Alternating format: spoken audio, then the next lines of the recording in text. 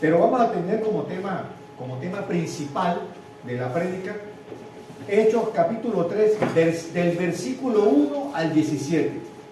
Y como vamos a ver más adelante, vamos a hacer referencia al versículo 6 y al versículo 19. Nos vamos a ir un poquito más hacia del 1 al 19. Y vamos a hacer más énfasis en el 6 y en el 19.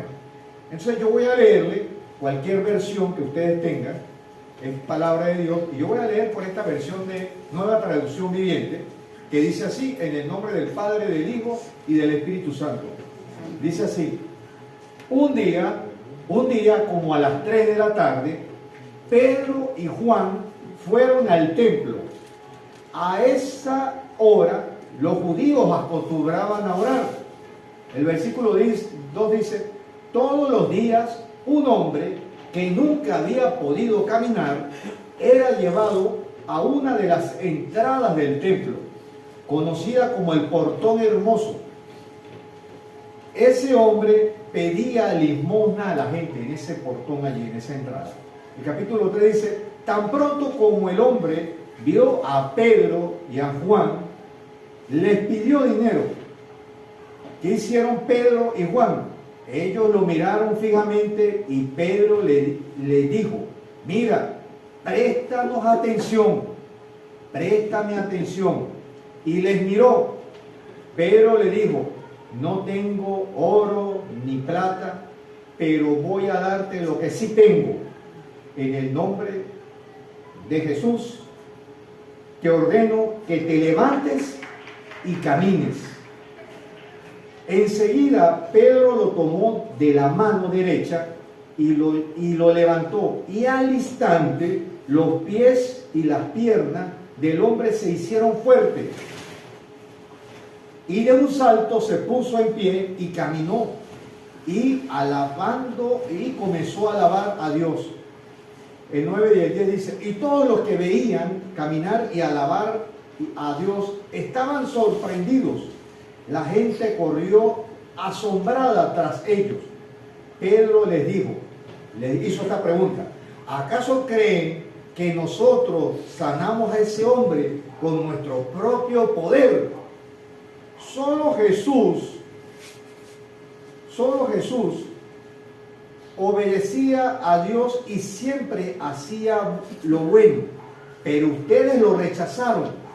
Nosotros confiamos en el poder de Jesús, y como todos ustedes vieron, esa confianza es la que sanó a ese hombre. Pero Dios, en el 18, pero Dios ya había anunciado por profetas que el Mesías tendría que sufrir, y así ocurrió. Y el 19, por eso, dejen de pecar y vuelvan a obedecer a Dios. Así olvidará todo lo malo que ustedes han hecho. Otra versión dice, de ese mismo 19, dice: así que pues, arrepiéntanse y conviértanse para borrar nuestros pecados. Amén. Fíjense, hermano, hoy en la mañana, cuando estaba ya en el hospital, en la clínica,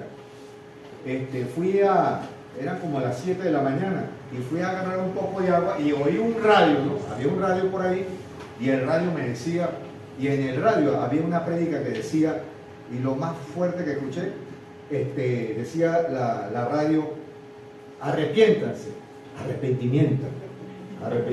Oye, dije, sí, Señor, ya sé que yo voy a hablar de eso. Sí, hoy el tema va referido al arrepentimiento. Y nos hace una pregunta, iglesia. Nos hacemos una pregunta: ¿soy cristiano? Demuéstralo, dice la palabra de Dios. ¿Usted es cristiano? ¿Usted dice lo que es? Bueno, vamos a ver, demuéstrelo. Demuéstrenme a ver de qué talla usted está hecho, a ver. ¿Sí? Bueno, y entonces fíjese, buscando qué es arrepentimiento en en lo que hicimos el viernes, en la vigilia del viernes, se tocó ese tema de arrepentimiento. Bueno, lo vamos a volver a tocar aquí. Oye, pero qué cosa, ¿no? Qué cosa, hermano. ¿Cómo trata el Señor con nosotros? Y bueno, todos los días, cada hora, cada segundo, usted tiene que arrepentirse, hermano. El arrepentimiento no es una sola vez, no, me arrepentí y listo, automático, ya todo, no. Entonces, fíjese, el arrepentimiento. Y aquí vamos a ver dos vocablos de origen. Vamos a ver el vocablo de origen de la versión hebrea y el de la versión griega, ¿sí? Pero las dos versiones tienen el mismo sentido, ¿sí? Es lo mismo. Y bueno, vamos a ver primero la versión hebrea de arrepentimiento. La versión hebrea de arrepentimiento, en este hebreo se dice, es la palabra teshuva. Teshuva. Y esa palabra teshuva quiere decir cambio, quiere decir volverse. Y el arrepentimiento es un cambio, es un volverse, ¿verdad? ¿Sí? Me dolió, oye, siento pena, siento una vergüenza, ¿eh? Siento una tristeza, eso es lo que uno dice, ¿verdad? Oye, me dolió en el corazón en esa situación lo que hice. Oye, me confrontó la situación. Y porque sentí pena y me dolió, ¿sí? Hubo una fuerza que me conduce ¿a qué? Al cambio. Hay un cambio, hay una metamorfosis, una transformación, ¿sí? Hay una mudanza de un estado a otro, ¿verdad? Y bueno, entonces, ese arrepentimiento conduce a un cambio de actitud para volverse ¿a qué? Para volverse a los caminos del Señor, ¿sí? Para volver a obedecer a Dios. Porque usted en ese estadio, el Señor lo está llamando y le está diciendo, mire Juan, por ese camino donde usted va, usted lo que se va a buscar son dificultades y se va a poner a pelear tontamente conmigo. Porque en nuestra naturaleza, el pecado, mire lo que produce el pecado. Me salté aquí, pero lo voy a hablar acá. ¿Por qué el pecado es bravo? ¿Por qué Dios no manda a que nosotros tenemos que volvernos a Él? ¿Por qué no tenemos que cambiar de camino? ¿Sí? Porque el pecado, usted está en guerra con Dios. Y cualquier batalla que usted libre, usted no le va a poder ganar la guerra a Dios. No seamos bobitos, mire, los misiles de nosotros, esos son pan y agua al lado del Señor. Para que usted sea, ¿verdad que la humanidad, y agrandando, ¿sí? La humanidad humana es tonta. No tiene pensar, no tiene inteligencia. Entonces, usted con el pecado, usted le declaró la guerra a Dios. Ay, papá, no le va a poder usted ganar ni una batalla a Dios. Horrenda cosa. Oye, horrenda cosa. Sí. Además de eso, el pecado, usted si le declaró la guerra a alguien, usted se enemitó con esa persona, ¿verdad? Sí. Usted no es amigo. Bueno, usted está enemistado con Dios. ¿Sí? Como lo dice Mateo 12:30, mire, Mateo 12:30 dice, el que no es conmigo es contra mí. Y si usted está contra Dios, mire, usted puede estar con su papá o en contra de su papá, que no debería estarlo, ¿no? Y usted puede estar en contra de su hermano, que no debería estarlo. Usted puede estar en contra del amigo, que no debería estarlo, pero estar en contra de Dios, oye, es un autosuicidio, ¿no? Nos estamos suicidando espiritualmente, ¿no? Y otra característica, ¿por qué el pecado es grave? ¿Sí? Porque usted le declaró la guerra a Dios, porque usted se enemitó con Dios, es que usted atenta contra la justicia de Dios, porque usted está violando la ley de Dios. ¿Y qué pasa cuando humanamente violamos cualquier ley? Presos vamos a estar. Presos. No vamos a tener libertad. Y esas son las tres características, ¿verdad? Que por qué el pecado es grave. Y entonces, fíjese, el Señor, en su misericordia, en hebreo, en griego, en el idioma que tú conoces te dice, arrepiente. Tienes que cambiar, compadre. Tienes que cambiar. Tienes que volverte. Y fíjese, si nosotros confesamos para recibir su perdón, ¿sí? Nosotros tenemos una actitud para cambiar de camino, de rumbo, de dirección. Y la palabra, fíjense, la palabra arrepentimiento de la que vamos a hablar también es la palabra griega que significa metanoia, que la han oído, ¿verdad? Sí, sí. Pero esa palabra, ok, yo he oído esa palabra metanoia, pero ¿con qué se pone esa palabra metanoia? ¿Qué quiere decir metanoia? Metanoia quiere decir volverse, usted tiene que volverse. Oye, voy por este camino donde me van a atracar, van a haber hueco, ¿sí? Me va a pasar algo malo. ¿Qué hace uno cuando ve un camino así? Paro y ¿qué va? Me devuelvo, ¿sí? Me devuelvo. Un camino que me va a traer mal. Oye, sé que me van a atracar allá, sé que voy a perder la vida allá, voy a seguir de tonto, de no inteligente, no. Yo detengo mi marcha y pago un giro de 180 grados y me devuelvo hacia el otro camino. Así te manda el Señor hoy. Tienes que devolverte, porque por el camino donde vas, que tú crees que estás bien, ¿sí?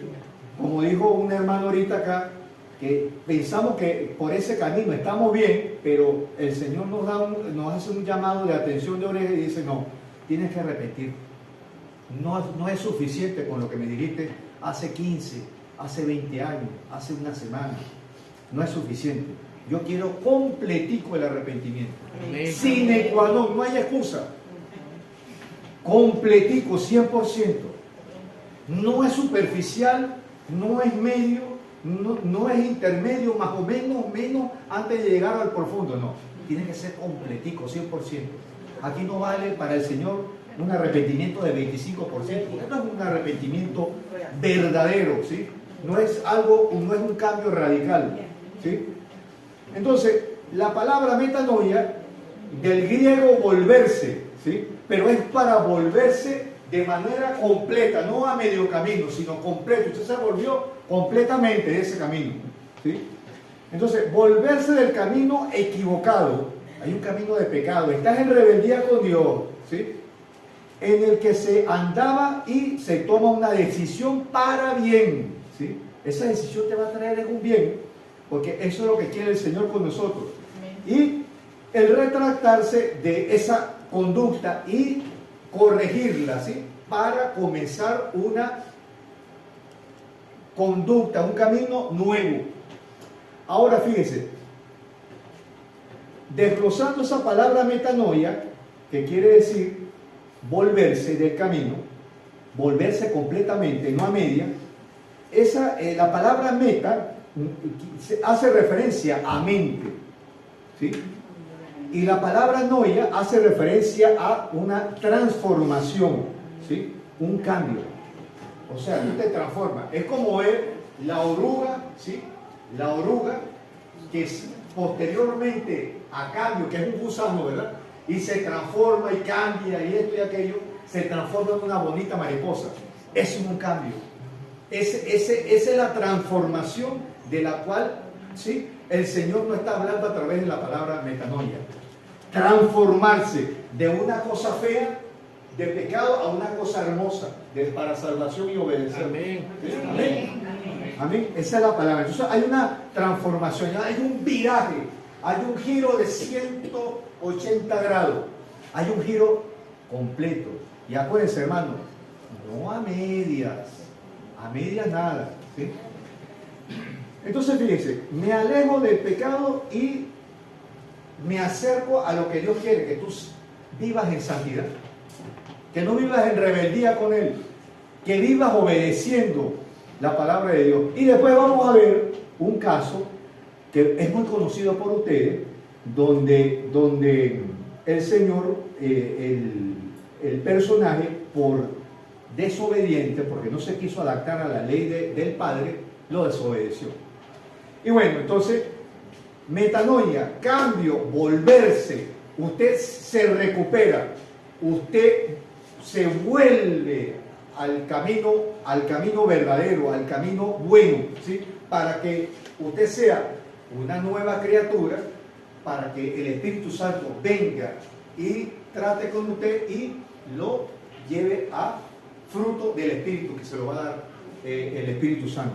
Pero ese Espíritu Santo necesita un templo adentro, un corazón, ¿sí?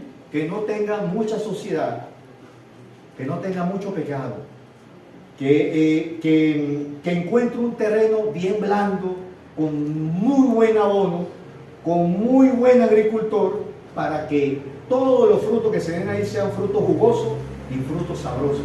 Amén. Bueno, pero cuando estamos así en esa condición, ¿qué tenemos que hacer nosotros primero? Oye, nosotros tenemos que reconocer, oye, si es verdad, estoy en esta situación, no puedo seguir más. Oye, como llegué al foso de la situación, tengo que levantarse. Usted tiene que reconocer que necesita ayuda. Y si usted no confiesa, si usted no pide un SOS, si usted no pide una ayuda, ¿sí? Pues ¿de dónde va a venir la ayuda? Del mismo hombre, del Señor Jesús, ¿verdad? ¿Sí? A través de su Espíritu Santo, que es el que lo puede levantar. Mire, cuando usted confiesa, cuando usted está confesando y está pidiendo ayuda, usted está reconociendo, usted está declarando, ¿sí? Usted está abriendo su corazón. Oye, Señor, te pongo mi corazón. Usted facilita a que el saco suyo, todo el saco de impureza se vacíe. Cuando usted lo declara, usted le hace el saco así para vaciarlo, ¿sí? Usted no deja ningún residuo en ese saco, en ese corazón. Usted expresa, usted suelta, usted habla. Eso es confesar. Y eso es lo que quiere el Señor, que usted no esconda ningún pecado. Amén. No nos esconde, Él nos hace siempre una radiografía, un escáner, una tomografía, una resonancia de todos nuestros órganos, ¿sí? Y ahí está, ahí hay un infiltrado, ahí hay esto, ahí hay una lesión. No nos podemos esconder, no le podemos esconder. Y fíjense, y entonces la palabra confesar, reconocer, te lleva al cambio, ¿sí?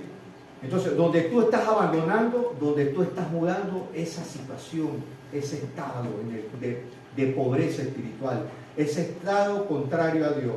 Y fíjense, hay que examinar uno de los sitios desde el punto de vista espiritual que es el que se nos contamina. ¿Y cuál es ese sitio? El corazón. ¿Sí? Bueno, Lucas capítulo 6, versículo 45. Una gente buena siempre hace el bien, porque el bien habita en su corazón. La gente mala hace el mal porque su corazón está mal. Las palabras de su boca muestran lo que hay en su corazón. Y así somos. Mire, como usted actúa, como usted tenga sentimientos, como usted habla, es porque su corazón, usted saca de su corazón lo que hay.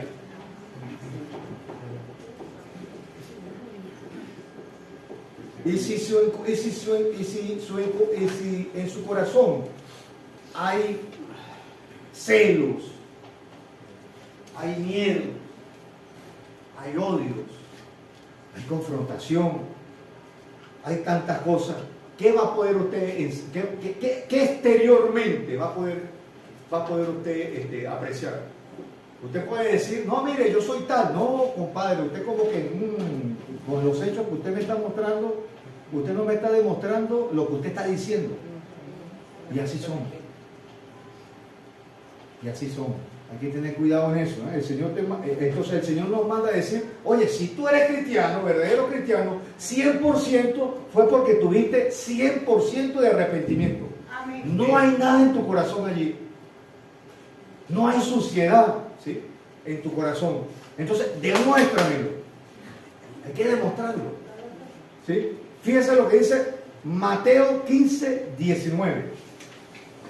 Ahí no me arrepiento, creo que está bien, creo que está bien. ¿Sí? Dice así, fíjese. En el otro era Lucas 6:45, Mateo 15:19 dice. Dice así. Los malos pensamientos,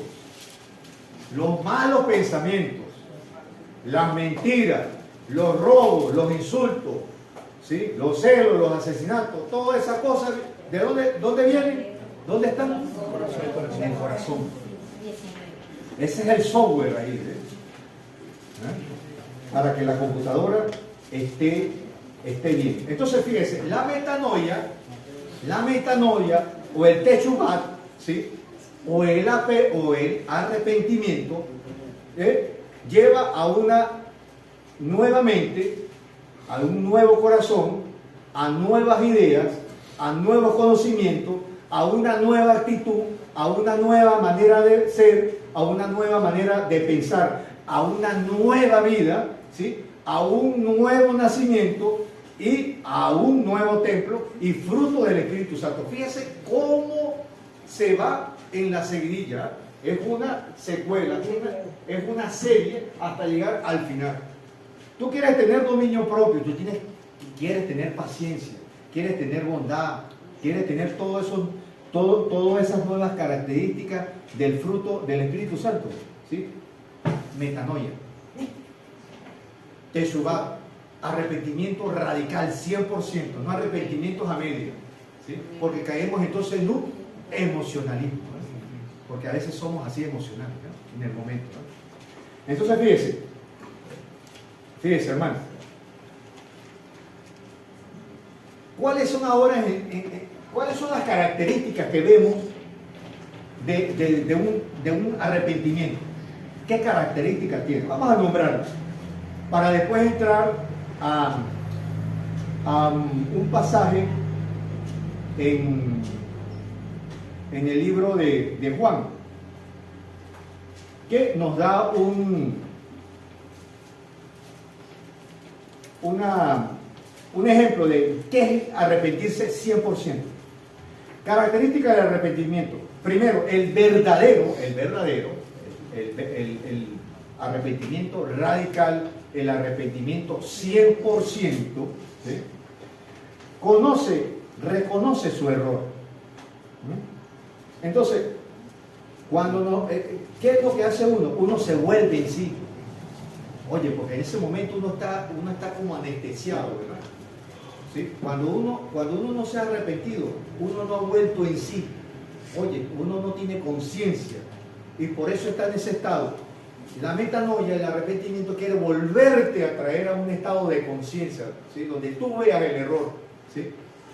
Fíjate, entonces, volvemos en sí, es decir, nos damos cuenta o tenemos conciencia de mi situación mala desde el punto de vista espiritual, y que estoy apartado de Dios, le estoy haciendo la guerra a Dios, estoy violando la justicia de Dios.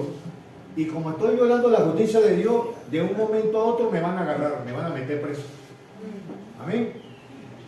Ahora, entonces, ¿quién abre mis ojos espirituales? ¿Quién quita el velo de mi mente? El Espíritu Santo. Pero hay que ayudar al Espíritu Santo. Entonces, a veces uno quiere que el Espíritu Santo, como dice mi mamá, quiere ir al cielo y va rogando a Dios no encontrar. ¿Sí? Y así pasa con nosotros. Queremos ir al cielo, pero no queremos comprar el boleto. Y a veces pasa así. Entonces, ¿quién nos abre a nosotros esos ojos espirituales? Para volvernos a entrar en conciencia y no ser unos tontos. El Espíritu Santo. Amén. En el verdadero arrepentimiento hay conversión.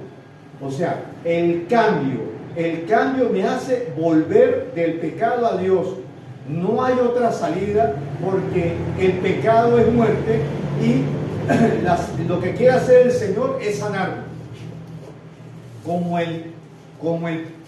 el limosnero que había en el templo, ¿verdad?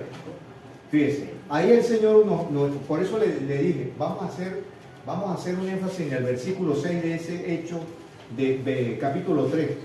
Fíjese, nosotros tenemos que ir al Señor para que el Señor nos dé salud.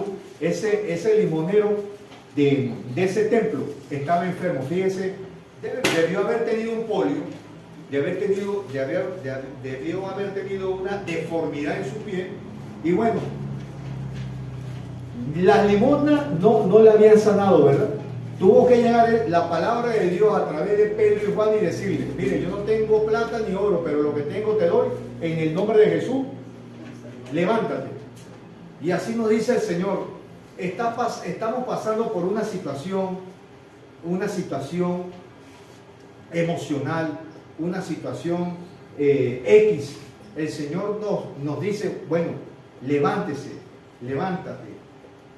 Pero para levantarte tú tienes que reconocer, ¿sí?, que has pecado y que tienes que volverte, ¿sí? Tienes que tener la actitud de querer salir de ese hoyo, ¿sí?, y volverte a Dios, porque yo estoy aquí con mi gracia y mi misericordia para darte posada en mi refugio, ¿sí?, y recuperarte. Entonces, cuando el Señor nos sana, nos restituye, ¿sí?, nos trae bienestar y nos salva, ¿no? Fíjese, el verdadero arrepentimiento también. ¿Qué hacemos nosotros cuando hay un verdadero arrepentimiento? Nos confesamos, reconocemos el pecado. Y no hay excusas, hermano, usted tiene que arrepentirse. No, es que lo que pasa, hermano, que yo soy así desde niño porque yo llevé problemas, tuve una infancia muy problemática, y yo fui esto, y yo fui aquello, y a mí me dieron bullying y esto, y cuando pasé a la adolescencia fue igual, y cuando estuve adulto fue igual, y cuando me casé también fue igual, y esto y aquello, y en el trabajo, y esto y aquello, y no. O sea, siempre tenemos excusas para no cambiar. O sea, nos da ese miedo, ¿no?, de dar el salto, ¿sí?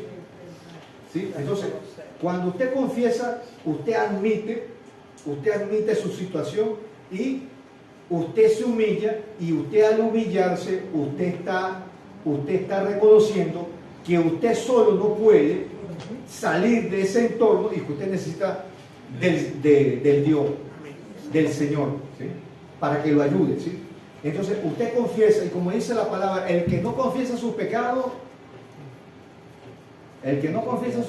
y lo esconde, le va a ir mal, ¿no? Así dice la palabra, ¿verdad? Y fíjese, después vamos a seguir viendo lo de. Entonces, no hay excusas por el pecado. Tenemos que asumir nuestra culpabilidad y reconocemos que nos hemos rebelado contra el Señor, que nos ama. Otra, mire, el verdadero arrepentimiento se acompaña de fe, se acompaña de confianza, ¿sí? Creemos que si buscamos al Señor, Él es capaz de perdonarnos. Y como dice 1 de Juan, capítulo 1, versículo 9, dice así: pero si confesamos nuestros pecados a Dios, Él es fiel y justo para perdonar nuestros pecados y limpiarnos de toda maldad. Amén. Fíjese, el verdadero arrepentimiento produce un cambio radical, total, completo, 100%. 100%. No, que yo cambié un poquito, hermano, y bueno, ahí está el Señor para cambiarme, sí, pero ¿cuántos años tiene viviendo, procesando ese cambio? Comenzaste con un 15% y bajaste a un 13%. Ha sido peor en los años. Entonces el Señor nos manda a que ese arrepentimiento sea 100%. No importa que te duela, no importa lo que ella haya vivido, lo que haya pasado, lo que me hayan hecho, como me hayan tratado, como no. Oye, que mi mamá fue así, que mi papá, que si esto, que si aquello. No, hermano, a veces nos escudamos en las excusas y queremos seguir el círculo vicioso y no salimos de ahí. Nos enfermamos, las piernas se nos debilitan, ¿sí?, como el polio, y ahí estamos tirados en el piso, como estaba el limosnero. Y así nos ponemos. Fíjese lo que dice Lucas capítulo 3, versículo 8. Y es fuerte este versículo, mire, porque fíjese lo que dice este versículo. Demuestren. Lucas capítulo 3, versículo 8. Demuestren, demostrar, que sea palpable, que se pueda ver, ¿sí? Demuestre con su forma de vivir que se han arrepentido, o sea, que han cambiado, que se han vuelto a Dios, que han cambiado de sus pecados y se han vuelto al Señor. Pero no soy malo. Que muchas veces usted dice, oye, pero yo no soy malo, yo no soy esto. Mire, una cosa, como dice el dicho así, ¿no? Como dice el argot popular, es que uno ni el mal aliento se lo siente a veces, se lo siente a otro.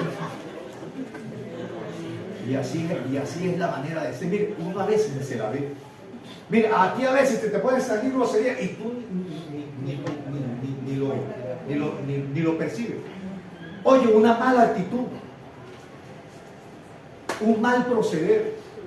Oye, pero ¿qué van a decir? La gente a veces se queda callando. Como que me quiere venir a marear. No, ¿qué va?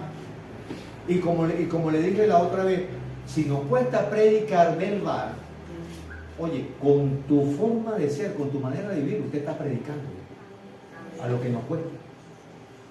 Y por eso el Señor dice, ¿tú eres cristiano? Vamos a ver, demuéstrame para ver. Vamos a ver, vamos a hacerte un examen para ver si tú realmente eres cristiano, a ver si te raspo o no te raspo.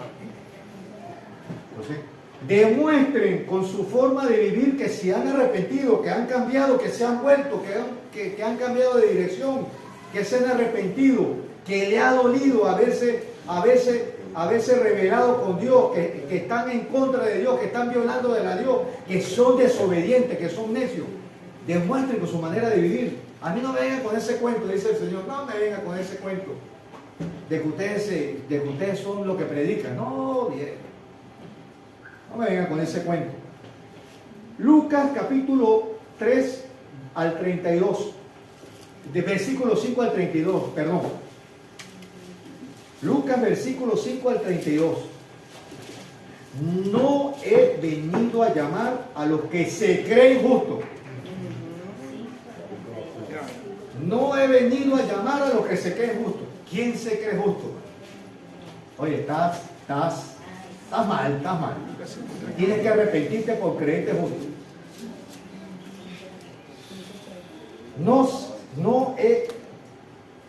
No he venido a llamar a los que se creen justos, sino a los que saben que son pecadores, o sea, a los que se han reconocido que son pecadores. Y los que han reconocido, han cambiado y se han vuelto, han rectificado, han tomado el camino verdadero de obediencia al Señor. Y como dice este dicho, la fe sin obra es muerta. Tú dices que estás con la fe del Evangelio, que practicas el Evangelio, pero si tus obras no son verdaderas, ¿de qué te vale? Entonces, con nuestra forma de vivir, nosotros estamos demostrando, inclusive le estamos dando honra a Dios, ¿sí? con nuestra manera de vivir. Mire, durante toda nuestra existencia, cada minuto, cada segundo, cometemos pecado y tenemos que arrepentirnos, hermano. Pero tenemos que confesar, tenemos que cambiar la actitud. Ya basta de que soy así bravo durante toda la vida y sigo siendo bravo como cristiano, ¿no? O sigo siendo tracalero, o sigo siendo chismoso, me gusta esto, me gusta aquello. No, ahí no hay verdadero. Usted está en un club, usted ahí está en un club de arrepentido, pero no está en una iglesia verdadera. No, usted no es templo del Espíritu Santo. Y a donde quiera que usted vaya, si usted tiene ese templo así, mire, usted no va a pegar, usted no se va a sentir conforme, ni acorde, ni a gusto con nada a la iglesia que usted vaya. Si primero usted no limpia su templo. No, que allá ora más bonito, allá canta más bonito, no. Primero su templo, revise su templo. ¿Sí? Entonces fíjese. Y fíjese, y como ahorita estábamos haciendo, ahorita estábamos viendo, ¿no? una videocharla, ¿no? Que se está haciendo con varios hermanos de aquí de Latinoamérica, ¿no?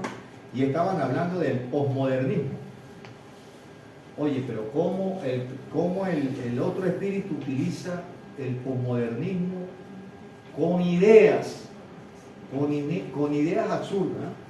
Y bueno, y como Satanás está diciendo ahorita, bueno, y como Satanás está viendo ahorita, pero ¿para qué te va a arrepentir, hermano? Dios, gloria a Dios, Dios es bueno, Dios es misericordioso, Dios es amor, tranquilo, hermano, gloria a Dios. Pero fíjese, Satanás está haciendo que el pecado el pecado no existe, ¿para qué se va a arrepentir? El cuento de arrepentirse. ¿Sí? El Evangelio, hombre, el Evangelio, eso ya no hace 2000 años ya. Ya ahorita en tiempos modernos ya Dios es tan bondadoso que ya ni el Evangelio ya, olvídese de eso, hermano, viva su vida tranquila. Dios es amor. Y bueno, el infierno, qué cuento de infierno, hermano. Ustedes en estos tiempos posmodernos no están creyendo ni en infierno. Eso no existe, hermano. Dios es amor, ¿qué va a estar enviando Dios a su gente para el infierno? No se crean, ¿sí? No crean lo que el mundo posmoderno, las ideas del mundo posmoderno quiere meternos, ¿sí? Ahora fíjense, habíamos hablado que también metanoia, habíamos dicho al principio que venía del griego de que usted tenía que cambiar la mente, la forma de pensar, que usted tenía que transformarse, que usted tenía que volver al camino de la obediencia. Pero metanoia, fíjese, metanoia también quiere decir esto, mire, meta quiere decir después, tiene este significado, después, y noia quiere decir entender. Entonces, ¿cómo barajamos esto? Entonces, la metanoia quiere decir que después de usted convertirse, usted entendió. Después de convertirse, usted entiende. Después de cambiar, fue que usted entendió el propósito de Dios. Y en este entender, fíjese, el entender quiere decir que usted entendió qué. ¿Por qué? Porque tuvo idea clara. Porque entró en razón. Oye, entró en razón. Aleluya. Oye, este hombre entró en razón. Gloria a Dios. ¿Sí? Y usted se convenció, usted volvió en sí. Es como cuando usted se desmaya. Usted perdió el conocimiento, usted no tiene conciencia, usted está desmayado ahí. Pero ¿qué pasa? Cuando pasan los minutos, usted vuelve a levantarse. ¿Por qué? Porque entró otra vez en conciencia y en razón. ¿Qué le pasó? Pregunta usted. Así es Dios, así es el pecado. Usted, mientras está en pecado, usted está inconsciente. Pero cuando el Espíritu Santo le lleva, despiértate, y le tiran agua y usted se levanta otra vez, oye, ¿qué me pasó? Usted vuelve a cobrar el conocimiento, la conciencia, la razón. Y eso es lo que quiere el Señor, que usted vuelva, usted recobre otra vez la conciencia, no sea un tonto, falto de inteligencia, porque tonto está falto de inteligencia. Por ahí que decía tanto tonta cuando uno estaba muchacho, esas tontas y esas tontas, ¿verdad? Bueno, entonces no seamos tontos. Entonces, después de convertirme, o sea, después de hacer el cambio, de volverme, entendí. Y por eso me convertí. Y por eso estoy dando frutos. Y por eso me arrepentí 100%, no me arrepentí a media. ¿Sí? Fíjate, ¿qué es lo que, eso es lo que debiera ser desde el punto de vista espiritual. Ahora, el hombre natural, el hombre que no conoce de Dios, ¿qué es lo que primero hace? Él tiene que ver para creer. Entonces, esta metanoia es, después de convertirme, entiendo. porque entré en razón. Y eso me llevó a cambio. Pero el hombre que no conoce de Dios, no, compadre, yo tengo primero que ver para creer, para convertirme. Y si yo no creo, y si yo no veo, no me convierto. Bueno, eso es lo que te dice el diablo. Que primero tú tienes que ver para creer. Y ese es un dicho muy popular por ahí, ¿verdad? Bueno, si usted quiere primero ver, ¿sí? Para después cambiar, bueno, ahí está el pecado. Entonces el Señor dice, no, así no es. Así no es. Entonces fíjese, como conclusión del arrepentimiento, el arrepentimiento, o sea, volverse a Dios, dejar la lucha, dejar la enemistad, dejar de estar violando. Usted es un violador de su justicia. Te van a meter preso, te van a meter al foso. Porque estás violando la ley de Dios, estás desobedeciendo. ¿Sí? Estás desobedeciendo la ley de Dios y estás apartado de la presencia de Dios.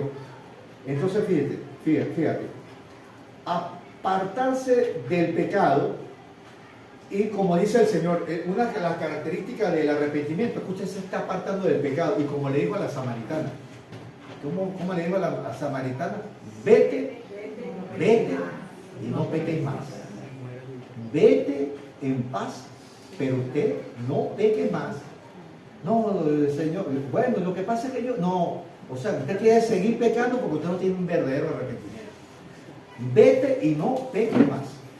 Pero cuando, claro, vamos a encontrar situaciones en la vida donde, oye, somos humanos todavía, pecamos, nos arrepentimos. Pecamos, nos arrepentimos. No dejar esa mata ahí que siga creciendo, ¿sí? Sino sacarla, ¿sí? Y cuando usted se vuelve a Dios, cuando usted se aparta del pecado, es para servirle al Dios vivo. Amén. Amén. Usted tiene que servirle a Dios, llevando su evangelio. Mire, hermano, de verdad, a mí a veces me cuesta predicar. A veces nos da pena con los mismos amigos. A veces nos da pena con los mismos colegas, a veces nos da pena con el mismo paciente, a veces nos da pena con los mismos familiares. Pero si a usted le da pena, predique con su manera de ser. Es más fácil. A los que nos da pena, predique con su manera de ser. Demuéstreme que usted es cristiano. Demuéstramelo 100% que tú te arrepentiste. No que lo que pasa, no, ¿qué cuento pasa? Saca todo eso ahí que te está enfermando. 100%, libéralo 100%, que no quede nada aquí. Amén. Fíjese. ¿Y por qué? Porque a veces nos convertimos, a veces hay conversiones emocionales. Es como la dramatización que hicieron los muchachos, del borrachito. Ay, mi amor, cónchale, mi amor. Y la mujer le forma ese rollo con el, ¿cómo que se llama? Con el rodillo. Y no, mi amor, no me pegues, mira oye, no me pegues, que yo no voy a volver a tomar.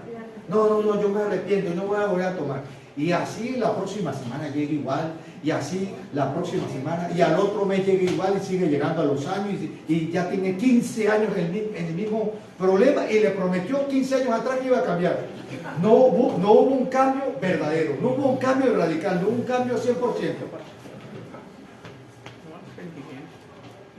No hubo un cambio 100%. Entonces fue muy buena esa dramatización de los muchachos. Y es un ejemplo, hermano, así nos pasa. Ay, no, yo voy a cambiar. Mira que aquello. Mira, nada, ya lo tiene María. Y la mujer ya ni caso le hace ya. Y ya se gana mala fama. No, ese testimonio, ese Dios que es testimonio. No le demostró con su forma de ser. Fíjese, hermano. Fíjese. Vamos a hablar del hijo pródigo. ¿Lo han oído, verdad? Sí. ¿Lo han oído? Sí. Sí, tanto el que lo hemos oído. Y bueno, el hijo pródigo se llamaba Lucas. Como regla memotécnica, está en Lucas. ¿Sí? Lucas capítulo 15, era un muchacho, tenía 15 años. Me lo aprendí, regla memotécnica. El muchacho, el hijo pródigo, se llamaba Lucas y tenía 15 años. Era muchacho. Y fíjense, vamos a ver Lucas capítulo 15, versículo del 11 al 24, para que veamos lo del arrepentimiento, ¿sí? lo de la metanoia, lo del teshuvah, ¿sí? Lo del cambio, lo del volverse, ¿sí? El hijo pródigo. Bueno, mire, entonces busqué qué es pródigo. Uno que oye, el hijo pródigo y pródigo y pródigo. ¿Y qué es pródigo? Mire, yo busqué la palabra pródigo, dice el hijo despilfarrador. Cuando usted es despilfarrador, usted es un despilfarrador, ¿sí? Gasta sin cuidado sus bienes. Usted es un necio, usted es un desobediente. El hijo pródigo. Eso era lo que era el hijo pródigo. Eso era un desobediente. Un muchacho que no quería vivir bajo la ley del papá. Fíjese, no quería sujetarse a la orden familiar, ¿sí? Establecida por su papá. ¿Y qué decidió él? Como yo no quiero ajustarme a lo que me dicen en mi casa, ¿qué voy a hacer? Me voy. Oye, qué desobediente, qué soberbio eres, hermano. ¿Ah? No estás honrando a tu papá ni a tu mamá. No le estás obedeciendo. Y así pasa. Y así pasa. Cuando nos vamos al pecado es porque no le queremos obedecer los mandamientos al Señor. Y me voy. Me voy. Somos pródigos. Somos despilfarradores. ¿Sí? No somos buenos administradores de los bienes que el Señor nos da. ¿Ah? Somos necios, somos tontos, somos sin inteligencia. Eso era lo que era el hijo pródigo. En Lucas 15, capítulo 11 al 24. Entonces, bueno, yo me decido irme, pero tengo la voluntad de decir a mi papá, mira papá, déme mi herencia. Bueno, ¿y acaso que yo me he muerto? Dijo el papá. Yo me morí para que usted me pida la herencia. Bueno, lo mató con esa... Y es más, mire, en el tiempo de Israel, esa era una causal de muerte para el hijo. Pero el papá en su amor, no, yo lo voy a saltar y no, yo se la voy a dar. Pero esa era una causal de muerte. Hacer una actitud esa. Era una causa de muerte para ese hijo. Para ese hijo sinvergüenza. ¡Ay, me voy! Y así yo conocí un hijo pródigo, un amigo mío. Así yo conocí un hijo pródigo. Se rumbió en 2 años 3 apartamentos, 2 carros, un terreno, un camión. Después estaba, menos mal que el papá después se murió antes de, porque le hubiese dado otra muerte, ¿eh? Al verlo. O sea, mala cabeza, era tan mala cabeza. El mismo pecado te lleva a mala cabeza, ¿sí? Y me voy. Entonces, ¿qué hizo? Bueno, yo lo voy a leer por acá. Ya vamos a terminar, hermano, ya vamos a terminar. Fíjense. Entonces, ¿qué hizo? En el capítulo 11. Entonces, sí. En el versículo 11. Entonces, ¿qué dice el muchacho? Un hijo menor le dijo al padre, quiero la parte de mi herencia ahora, antes de que te mueras. Ya lo mató ahí, ya no cayó el papá, fue infartado ahí. Entonces el padre accedió y dividió, ni problema le armó al muchacho. Pocos días después, el hijo menor empacó sus pertenencias y se mudó y a una tierra distante. Tenía mucho real, ¿verdad? Donde derrochó todo su dinero en una vida desenfrenada. Cuando estamos fuera de Dios, vivimos desenfrenados porque no estamos obedeciendo la ley de Dios. Él no quiso obedecer la ley de Dios. Él no quiso obedecer las pautas de la casa. Al mismo tiempo que se acabó el dinero, hubo una gran hambruna en todo el país y comenzó a morirse de hambre. Convenció a un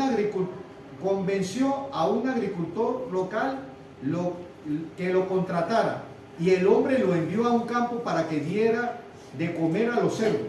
El joven llegó a tener tanta hambre que hasta las albarroras con las que alimentaban los cerdos les parecía buenas para comer, pero nadie le dio nada. Bien merecido, ¿verdad? Ahora, cuando finalmente, fíjese, esta palabra, cuando finalmente entró en razón, oye, entendió, se volvió, entró en razón, oye, se le tuvo la idea, cayó en cuenta, oye, usted volvió en sí, salió del coma, oye, saliste del coma, salió del coma y ya está consciente, ya está pidiendo agua, ¿dónde estoy? Eso fue lo que hizo él, entró en razón, oye, se dio cuenta, oye, yo en mi casa, que tremenda papa, ¿verdad? Tremenda comida, ¿sí? Tremenda ternera, wow, y yo aquí, oye, pero ¿qué he hecho? Vio su error, oye, ¿qué he hecho? Hice todo esto para caer aquí, oye, yo soy un tonto, man. ¿Ah? Entonces entró en razón, se dijo a sí mismo, en la casa hasta los jornaleros, los que trabajan con mi padre, tienen comida de sobra, y aquí estoy yo muriéndome de hambre. Volveré a la casa de mi padre y le diré, Padre, he pecado contra el cielo y contra ti, ya no soy digno de que me llamen tu hijo. Te ruego que me contrates como un jornalero. Y fíjese, vamos a hacer el énfasis aquí en el versículo 17, como dijimos antes. Cuando finalmente entró en razón o volvió en sí, salió del coma espiritual que tenía, ¿verdad? Digo, en casa hasta los jornaleros tienen comida de sobra y yo estoy aquí. Se vio en la condición, se vio en el hoyo donde estaba, ¿verdad? ¿Sí? Y entonces dijo, oye, y yo aquí muriéndome de hambre. ¿Qué pasó ahí? Él reconoció su pecado y pensó en volver. Y no como la canción de volver, volver, volver. Sí. Entonces, ese camino malo, con hambre, con penuria, con miseria, no, yo no sigo caminando por ahí. Me paré, giré 180 grados y volví al camino recto. Y ahí, ese es uno de los mensajes. Tenemos que rectificar el camino. Por más que en ese momento no nos estemos dando cuenta, porque a veces nos cegamos, a veces creemos que estamos en camino recto, pero no es así. A veces alguien nos tiene que llamar la atención. Y ese jalón de oreja o de patilla, hermano, para que te salga. O ese balde de agua fría. Oye, entra en razón, esas cachetadas que le dan a uno. Entra en razón. Fíjense. Entonces, volvió en sí. Al fin volvió en sí. Y ese es uno de los, y esa es una de las